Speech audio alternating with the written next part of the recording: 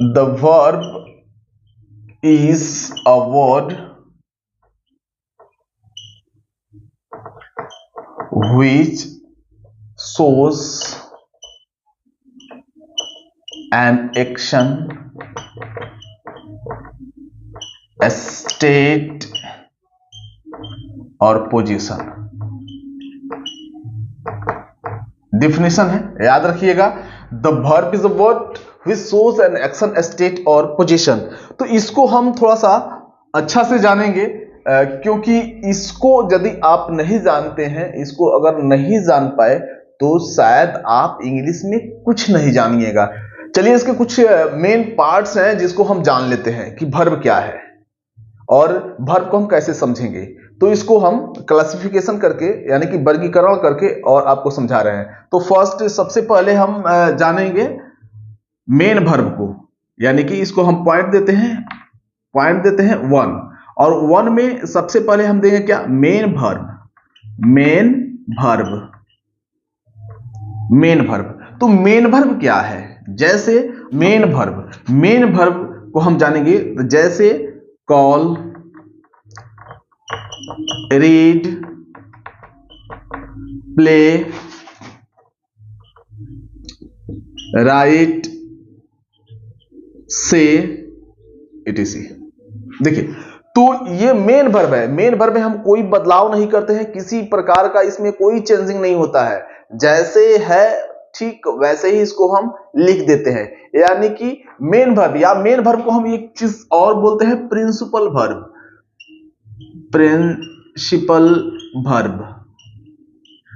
Verb भी इसको कहते हैं। मेन वर्ब कहे या प्रिंसिपल वर्ब कहे, बात देखिए, इसमें किसी प्रकार की कोई चेंजिंग नहीं होगी, कोई बदलाव नहीं होगी, जैसा है ठीक वैसे ही इसको रहने देते हैं और वैसे ही रहने दिया जाता है। और सेकंड में आपका है, ये चीज आपको जानना बहुत जरूरी है, सेकंड है आपका हेल्पिंग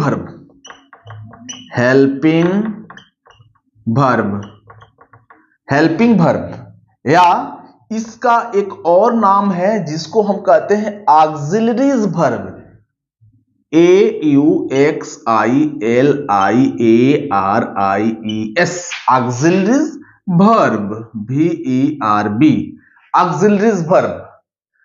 अब इसमें थोड़ा सा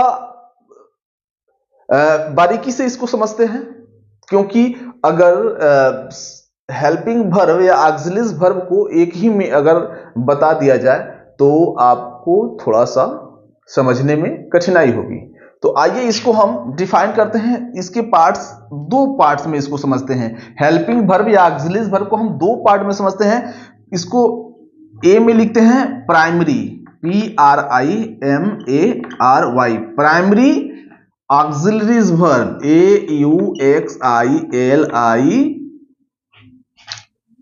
AUXILIARIES, auxiliaries verb.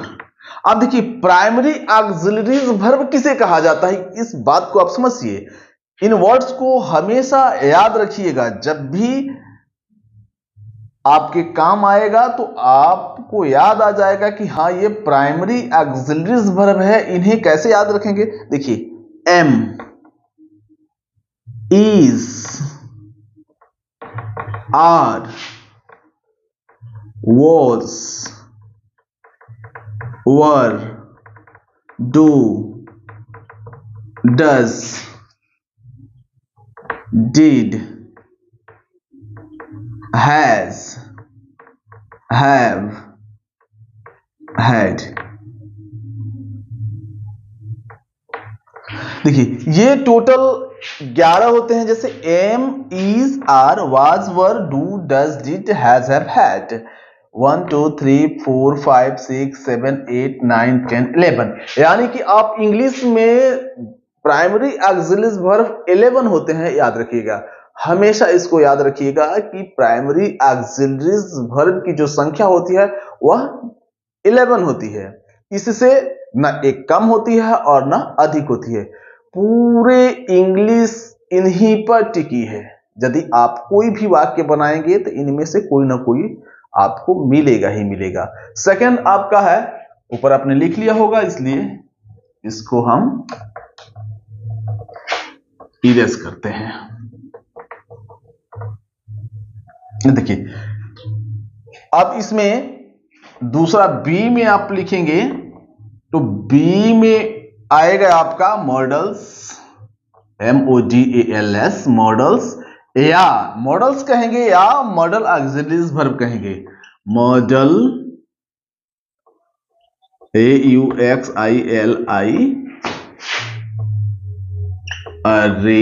Verb, models या मॉडल ऑक्सिलरीज वर्ब, इसे आपको अच्छा से याद रखना है। जैसे देखिए इसमें can, could, may, MIGST might,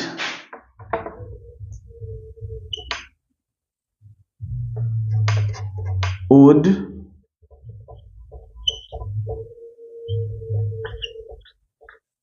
should, need, dare, must,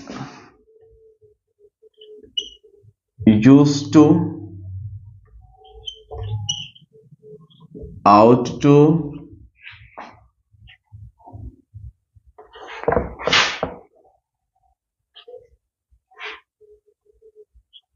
will, shall, 1 2 3 4 5 6 7 8 9 10 11 12 13 होता है। तो ये दोनों मिलाकर के यानी कि मॉडल ऑक्सिलरीज वर्ब और प्राइमरी ऑक्सिलरीज वर्ब दोनों मिलाकर के कुल होते हैं 23। पूरी इंग्लिश की रीढ़ की हड्डी है। कह सकते हैं कि all the helping verbs are backbone of English vernacular या लैंग्वेज। तो इनके बिना इंग्लिश आप नहीं समझ पाएंगे, और इसको अगर बेहतरीन समझना है तो इसे आप याद कर लीजिएगा। हर हाल में आपको याद रखना होगा। जैसे हर हाल में एक वर्ड आया, इसको इंग्लिश में बोलते हैं by thick and throw, by thick and throw. हर हाल में बाई थिक एंड थ्रो, हर हाल में आप इसे याद कर लेंगे। चाहे जैसे भी हो आपको याद रखना है, तब भी जाकर के आप आगे इसको समझ पाइएगा। जल्दी लिख लीजिए। हेल्पिंग वर्ब या auxiliaries verb, primary auxiliaries verb, इसमें आता है am, is, are, was, were, do, does, did, has, have, had. और वर इसको पढ़ते हैं वेयर नहीं, किसी भी डिक्शनरी में आप नहीं दिखा पाएंगे, वेयर नहीं इसको पढ़ते हैं, इसको वर पढ़ते हैं, ठीक है। और वाज, वोज इसका प्रोनाउंसिएशन होता है वोज। ये आर जैसे हम लोग पढ़ते हैं, और ऐसे में इसको आर पढ़ा जाता है, लेकिन समझिए आपको समझना है। Can, could, CAN, can, could, COULD, could इसको पढ़ते हैं, L साइलेंट होता है। मे, MAY, may, might, MIGST, might, would, WOULD, उल्ड नहीं पढ़ते, वुड पढ़ेंगे। जैसे शुड, SHOULD, शुड इसको पढ़ते हैं। Need, NEED, need. Dare, DARE, dare. Must, MUST, must. Use to, USE, और to, TO। Ought to, OUGST, to, ought to. Will, WILL, will. Shall, SHALL, shall. लिख लीजिएगा, वीडियो थोड़ा रुक रुक करके और इसे लिख लीजिएगा।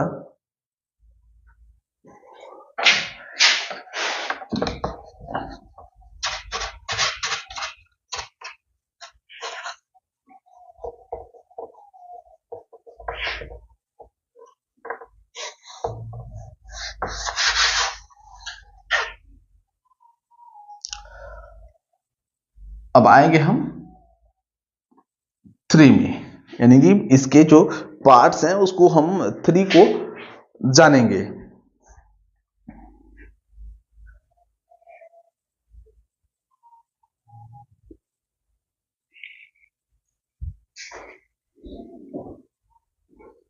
तो इसमें हम इसके पार्ट्स को जानेंगे। 3 में क्या होता है कि इसको हम कहते हैं ये इसका नाम है जीरंड। आपने नहीं सुना होगा तो आज सुन लीजिए, जीरंड, जीरंड या नाउन।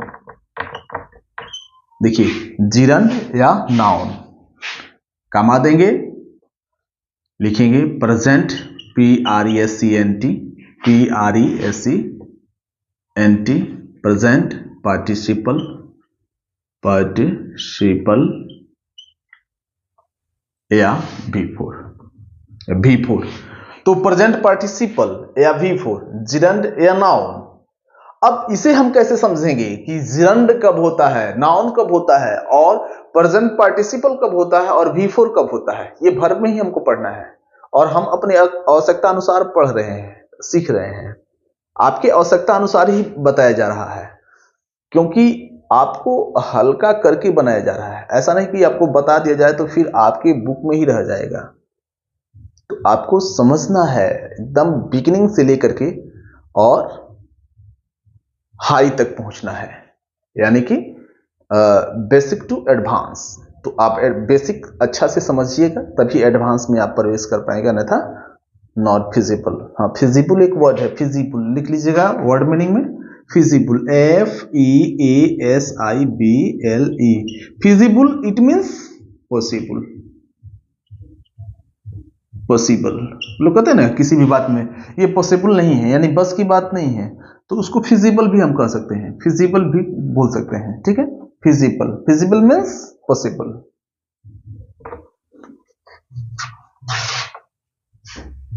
चलिए हम बताएं, एक उदाहरण के द्वारा हम समझाते हैं आपको, एग्जाम्पल के द्वारा। जैसे इसमें अगर कहा जाए कि teaching, TECHING, teaching is an art, teaching is an art. तो इसमें टीचिंग, टीच का मतलब होता है पढ़ाना, TEACH, टीच का मतलब होता है पढ़ाना। अब टीच में जैसे ही ING जोड़ करके हम बनाएंगे टीचिंग इज एन आर्ट, जैसे रीडिंग इज एन आर्ट, तो यानी कि पढ़ाना एक कला है। Teaching is an art means पढ़ाना एक कला है। इसका हिंदी अगर हम अनुवाद करेंगे तो होगा कि टीचिंग इज एन आर्ट, पढ़ाई एक कला है, पढ़ाना एक कला है। तो इसको जो वर्ब में ING जुटाना और वाक्य के पहले सेंटेंस में आया ना, तो इसको हम कहते हैं जिरंड या नाउन। याद रखिएगा। और अब बारी आती है प्रेजेंट पार्टिसिपल या V4 की। तो प्रेजेंट पार्टिसिपल और V4 कैसे होता है, इसी चीज को हम अगर पलट देते हैं और लिखते हैं कि I am teaching।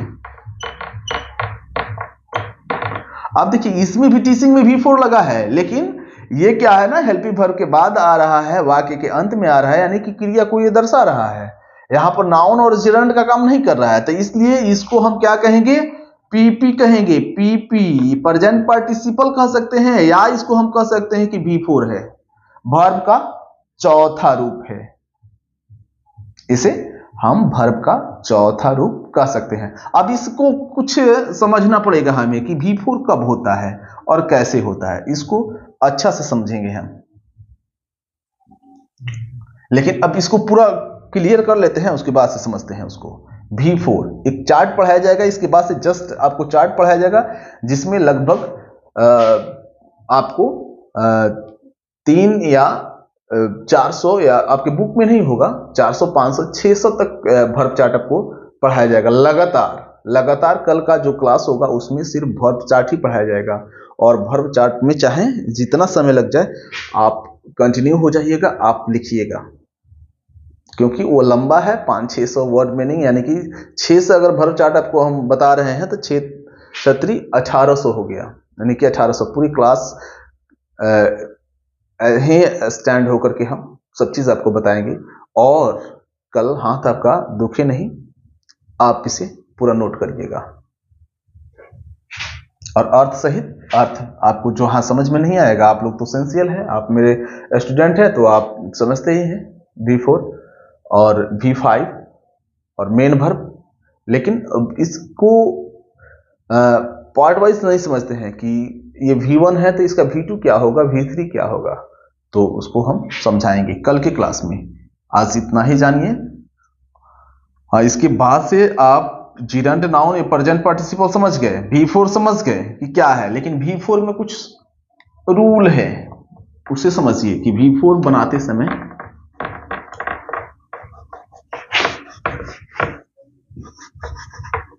अब देखेंगे हम यहां V4 के बारे में हम जानेंगे कि V4 में ING जो लगता है उसका कुछ नियम है।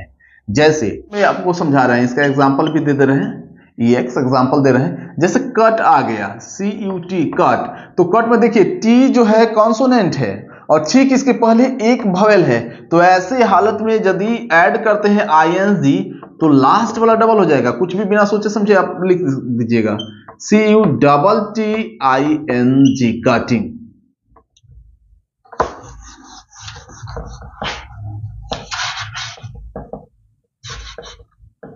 अब यदि एक वर्ड है रीड, READ, देखिए यहां पर लास्ट में कॉन्सोनेंट सिंगल है लेकिन इसके ठीक पहले दो वोवेल है, तो ऐसी स्थिति में जब हम ING ऐड करेंगे तो हमारा लास्ट वाला वैसे सिंगल ही रह जाएगा और होगा हमारा रीडिंग, READING रीडिंग। समझ गए होंगे। जैसे पुट, PUT पुट होता है, तो ING जब इसमें हम ऐड करेंगे तो हो जाएगा पुटिंग, PTTING। समझ गए होंगे। तो ING यदि याद रखिएगा, याद भी हो गया होगा सुनते सुनते, कि यदि मेन वर्ब के अंत में वोवेल हो तथा उसके ठीक पहले एक कॉन्सोनेंट हो तो मेन वर्ब में ING जोड़ने पर अंत वाला लेटर डबल हो जाएगा। तो ये V4 का मामला आपका समाप्त हो गया, यानी कि मेन वर्ब में ING जोड़ करके V4 बनाया जाता है। नोट नंबर 2 में आप लिख लीजिए कि नोट नंबर जिसको 1 मान लीजिए और एक 2 में नोट कर लीजिए, याद रखिएगा कि मेन वर्ब में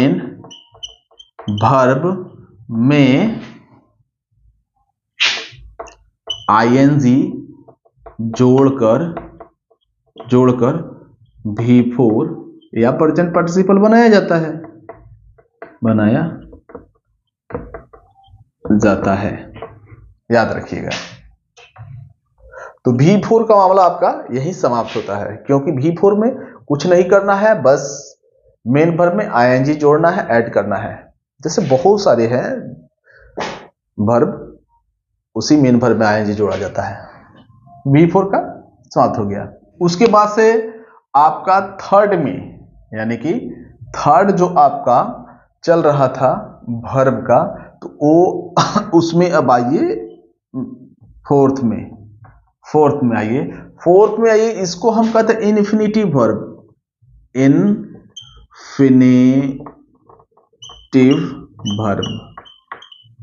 आपने इसका नाम नहीं सुना होगा, इन्फिनिटिव वर्ब। इन्फिनिटिव वर्ब क्या है? तब देखिए इन्फिनिटिव वर्ब किसे कहते हैं। देखिए इसमें कुछ नहीं, आप सिंपल सा समझिए कि मेन वर्ब के पहले टू लगता है और कुछ नहीं। जैसे two plus call, two plus read. आप देखिए इसका हिंदी बदल जाएगा। जैसे कॉल का मतलब बुलाना होता है या पुकारना होता है, ठीक है। रीड का मतलब पढ़ना होता है, लेकिन जैसे ही टू ऐड होगा, जैसे यहां पर हम लिखेंगे टू कॉल, टू रीड, देखिए तो टू कॉल का मतलब हो गया बुलाने को या बुलाने के लिए। वही टू रीड समझ गए होंगे, पढ़ने को या पढ़ने के लिए, पढ़ने को या पढ़ने के लिए।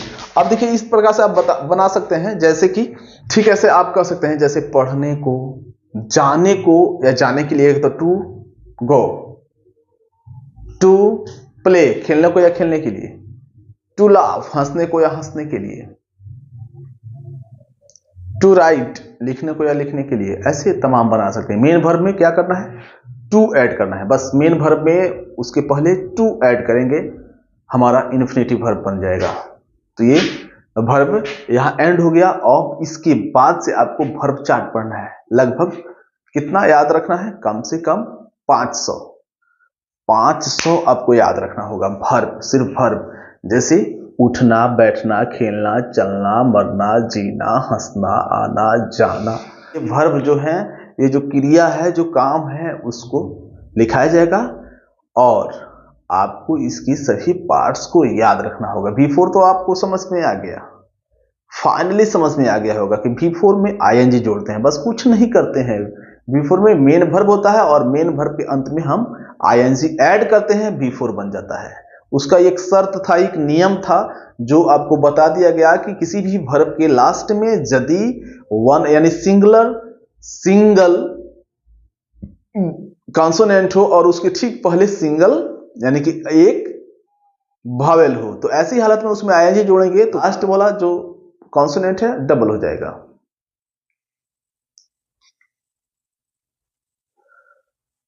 अब कल हम पढ़ेंगे वर्ब चार्ट। वर्ब चार्ट में उसमें क्लियर आपको कर देंगे V1, V2, V3, V4, V5। तो V4 क्लियर हो चुका है, V5 में कुछ आपको बता देंगे तो V5 भी क्लियर हो जाएगा कल। और V1, V2, V3 आप लगातार कम से कम ये क्या 2 घंटे का क्लास होगा जिसे आप आसानी से समझ जाएंगे।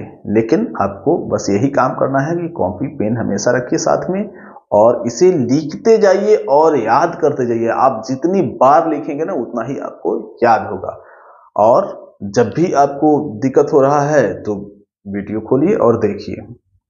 मैं आपसे प्रॉमिस कर रहा हूं ना कि आप बेसिक से एडवांस की ओर बहुत जल्द ही अग्रसर हो जाएंगे। थोड़ा सा शुरुआत में परेशानी होती है, बाद में वो बहुत आसान हो जाएगा। बहुत आसानी से आप समझिए, बहुत ट्रिकी चाल से आप चलेंगे, बहुत आसान से समझ जाएंगे और अच्छी क्वालिटी की इंग्लिश ग्रामर पे आपको पकड़ होगी, लैंग्वेज पे पकड़ होगी।